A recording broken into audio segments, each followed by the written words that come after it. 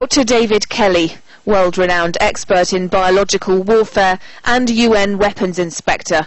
His historic legacy is his tragic death, following from his claims that the British government knew ahead of the 2003 invasion that Iraq didn't have weapons of mass destruction. Shortly after being exposed, with the assistance of senior British government officials, as the source of the claims which emerged in the media, he was found dead, apparently having committed suicide. That was 6 years ago, and this week a group of 8 doctors is releasing a dossier saying David Kelly couldn't have killed himself. They maintain he was murdered. The primary cause of death is given as hemorrhage, and we do not believe, as doctors and surgeons, that such hemorrhage would have been so rapid or so voluminous that Dr. Kelly would have died from that. We want to see an inquest for Dr. Kelly. I think it's highly likely that it will be found that there was foul play. Dr. David Kelly's body was discovered in woods near his Oxfordshire home. Deaths which aren't from natural causes under English law require a formal inquest hearing carried out by a coroner's court in public. This didn't happen in the case of Dr. Kelly. The inquest was suspended as the British government announced the Hutton inquiry to investigate the circumstances surrounding Kelly's death.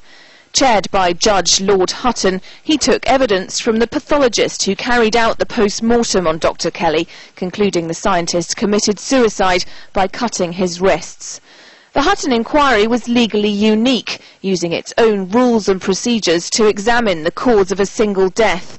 A British Member of Parliament says normal rules for inquests weren't applied. Nobody was required to give evidence under oath. Nobody could be subpoenaed. Nobody could be found guilty of perjury. There was no proper cross-examination.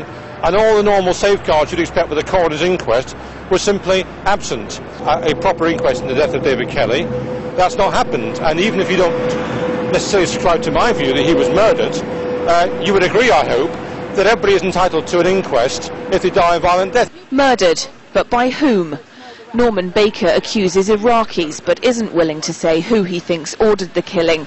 And the maker of a film showing in London for the first time on the 6th anniversary of Dr. Kelly's death claims it may have been linked to his work in germ warfare research. No one really looked at his work in germ warfare, and he was really at the center of the germ war research world, and it was privy to a lot of very sensitive information, and that's one of the things that we did after looking at the forensics, is looking at the world of David Kelly, his work at Portendown, and his international connections.